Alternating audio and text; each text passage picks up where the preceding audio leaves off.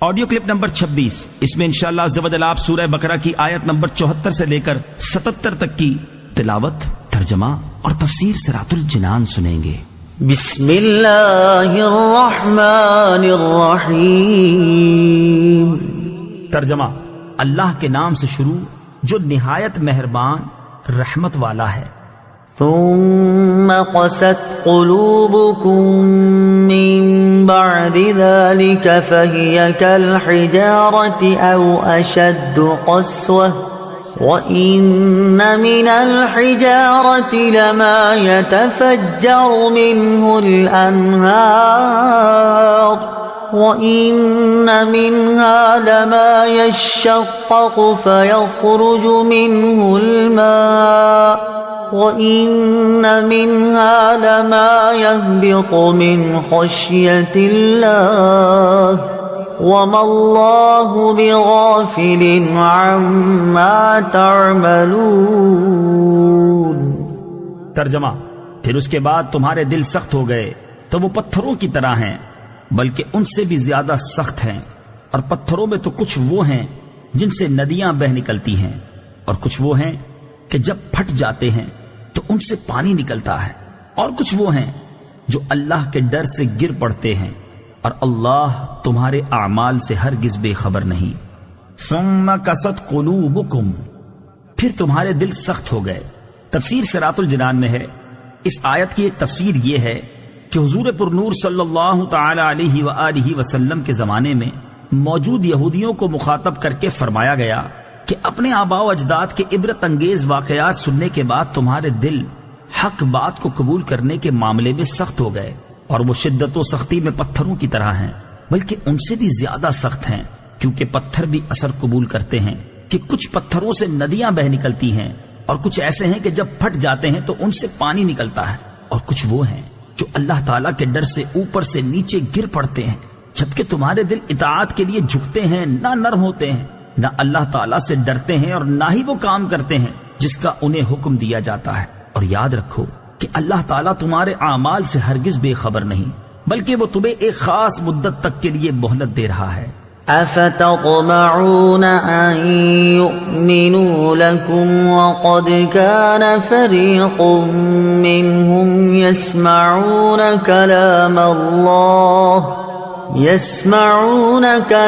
الله ثم يحرفونه من بعد ما عقلوه وهم يعلمون۔ ترجمہ: تو اے مسلمانوں، کیا تم یہ امید رکھتے ہو کہ یہ تمہاری وجہ سے ایمان لے آئیں گے، حالانکہ ان میں ایک گروہ وہ تھا کہ وہ اللہ کا کلام سنتے تھے اور پھر اسے سمجھ لینے کے بعد جان بوجھ کر بدل دیتے تھے۔ افتطمعون، کیا تمہیں یہ امید ہے؟ تفسیر صراط الجنان میں ہے، انصار صحابہ کرام رضی اللہ تعالی عنہم کو اس بات کی بہت حرص تھی کہ یہودی اسلام قبول کر لیں، کیونکہ وہ یہودیوں کے حلیف تھے اور ان کے پڑوسی بھی تھے۔ اس پر اللہ تعالیٰ نے ارشاد فرمایا کہ اے مسلمانوں، کیا تم یہ امید رکھتے ہو کہ یہ یہودی تمہارا یقین کریں گے یا تمہاری تبلیغ کی وجہ سے ایمان لے آئیں گے؟ حالانکہ ان میں ایک گروہ وہ تھا جو صرف علماء پر مشتمل تھا، وہ اللہ تعالیٰ کا کلام یعنی تورات سنتے تھے اور پھر اسے سمجھ لینے کے بعد جان بوجھ کر بدل دیتے تھے۔ اسی طرح ان یہودیوں نے بھی تورات میں تحریف کی اور رسول کریم صلی اللہ تعالی علیہ وآلہ وسلم کی نعت بدل ڈالی، تو ایسے لوگ کہاں ایمان لائیں گے؟ لہذا تم ان کے ایمان کی امید نہ رکھو۔ وَإِذَا لَقُوا الَّذِينَ آمَنُوا قَالُوا آمَنَّا وَإِذَا خَلَا بَعْضُهُمْ إِلَى بَعْضٍ قَالُوا أَتُحَدِّثُونَهُم بِمَا فَتَحَ اللَّهُ عَلَيْكُمْ لِيُحَاجُّوكُم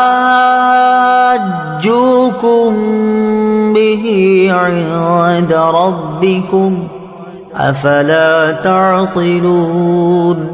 أَوَلَا يَعْلَمُونَ أَنَّ اللَّهَ يَعْلَمُ مَا يُسِرُّونَ وَمَا يُعْلِنُونَ۔ ترجمہ: اور جب یہ مسلمانوں سے ملتے ہیں تو کہتے ہیں کہ ہم ایمان لا چکے ہیں، اور جب آپس میں اکیلے ہوتے ہیں تو کہتے ہیں کیا ان کے سامنے وہ علم بیان کرتے ہو جو اللہ نے تمہارے اوپر کھولا ہے، تاکہ اس کے ذریعے یہ تمہارے رب کی بارگاہ میں تمہارے اوپر حجت قائم کریں۔ کیا تمہیں عقل نہیں؟ کیا یہ اتنی بات نہیں جانتے کہ اللہ جانتا ہے جو کچھ وہ چھپاتے ہیں اور جو کچھ ظاہر کرتے ہیں؟ وَإِذَا لَقُوا، اور جب وہ ملتے ہیں۔ تفسیر صراط الجنان میں ہے، حضرت عبداللہ ابن عباس رضی اللہ تعالی عنہما فرماتے ہیں، یہودی منافق جب صحابہ کرام علیہم رضوان سے ملتے تو ان سے کہتے کہ جس پر تم ایمان لائے اس پر ہم بھی ایمان لائے، تم حق پر ہو اور تمہارے آقا محمد مصطفیٰ صلی اللہ تعالی علیہ وسلم سچے ہیں۔ ان کا قول حق ہے، ہم ان کی نعت و صفت اپنی کتاب توریت میں پاتے ہیں۔ جب یہ اپنے سرداروں کے پاس جاتے تو وہ ان منافقوں کو ملامت کرتے ہوئے کہتے، کیا تم مسلمانوں کے سامنے ان کے آقا محمد مصطفیٰ صلی اللہ تعالی علیہ وسلم کے بارے میں وہ باتیں بیان کرتے ہو جو اللہ تعالیٰ نے تمہاری کتاب میں بیان فرمائی ہیں، تاکہ وہ اس کے ذریعے دنیا و آخرت میں تمہارے اوپر حجت قائم کر دیں کہ جب ہمارے آقا محمد مصطفیٰ صلی اللہ تعالی علیہ وآلہ وسلم کا نبی برحق ہونا تمہاری کتابوں میں موجود ہے تو تم نے ان کی پیروی کیوں نہ کی؟ کیا تمہیں عقل نہیں کہ تمہیں یہ کام نہیں کرنا چاہیے؟ اس سے معلوم ہوا کہ حق پوشی اور سرکار دو عالم صلی اللہ تعالی علیہ وآلہ وسلم کے اوصاف کو چھپانا اور ان کے کمالات کا انکار کرنا یہودیوں کا طریقہ ہے۔